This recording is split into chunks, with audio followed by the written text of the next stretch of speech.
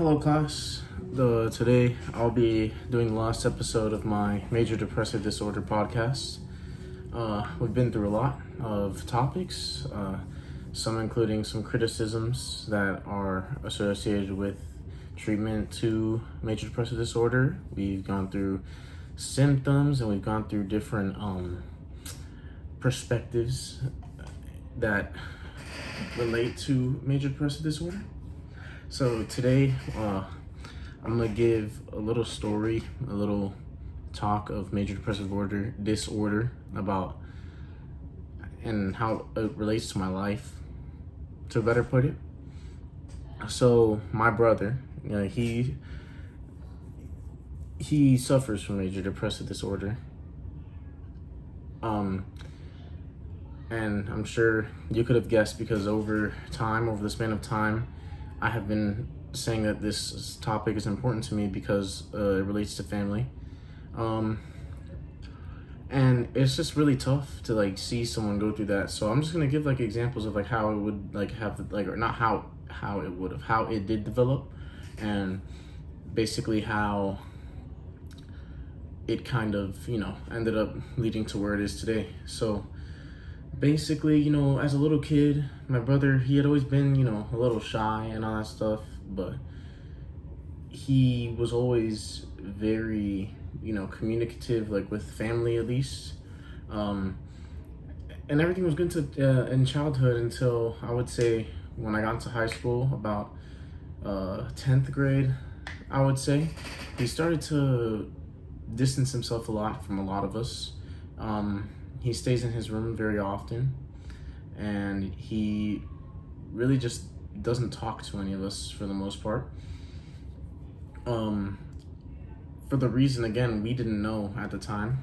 And after a while, we decided that it was time to send him to therapy to see what was going on. And it turns out he does suffer from major depressive disorder. And I would say that it has created a sort of break in our relationship. Him and I used to be very close when we were little, and now I wouldn't say that we're so close anymore, but I still try my best every day to be there for him. I'm always supportive of him, and I'm always there for him whenever he needs to talk about anything. And it really is not a fun thing to go through. And some other symptoms of it that he goes through is sometimes at least with my mom tells me there are some weeks that he'll talk to her and be very loving with her and all that stuff, but then there are some weeks that he just doesn't, he doesn't really get out of his own bubble, his own little area, which is his room. He likes to stay in his room a lot on his phone or playing video games and all that stuff. In dinner, he'll just sit there, finish, and just leave. He's not really a part of the everyday thing. And I would say that this comes from genetics because my father also suffers from major depressive disorder, and it's just the same symptoms, and he'll be on and off very frequently, but he does manage to push through it. My dad is continuously busy. He's always doing things, and he's always being productive. So it could just be that helps him. I mean, my dad and I, we have a perfectly amazing relationship, and there's really no issues with it there.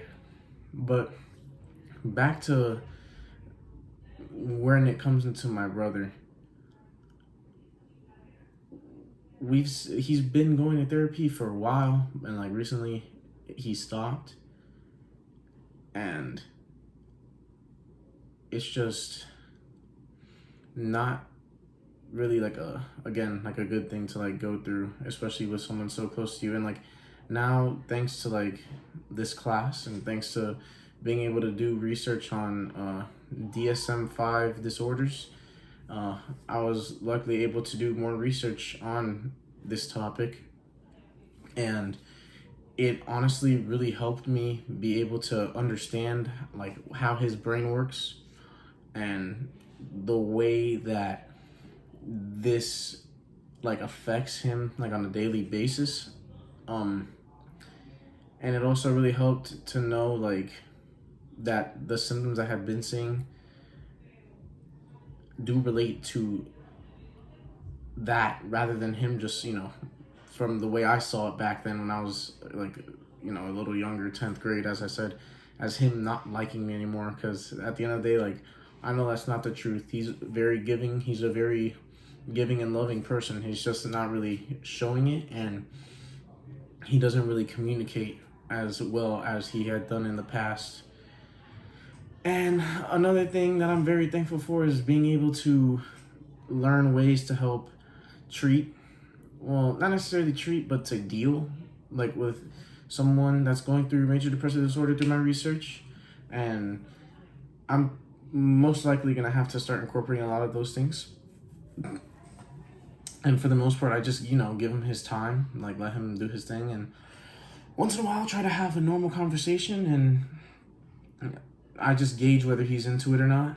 And like, I feel like it's just important to be there and to show that I care and to show that I'm there for him through every step of the way, and that like I'm always going to be there for him no matter what, because sometimes they just need that little like support of knowing that someone's there for them. And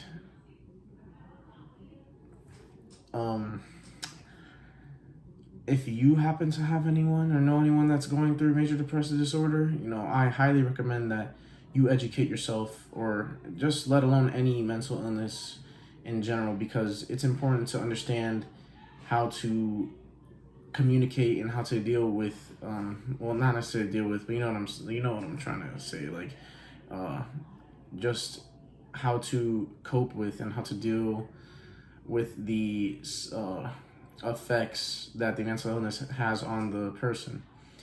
Well, that's about it. I'm gonna wrap it up now.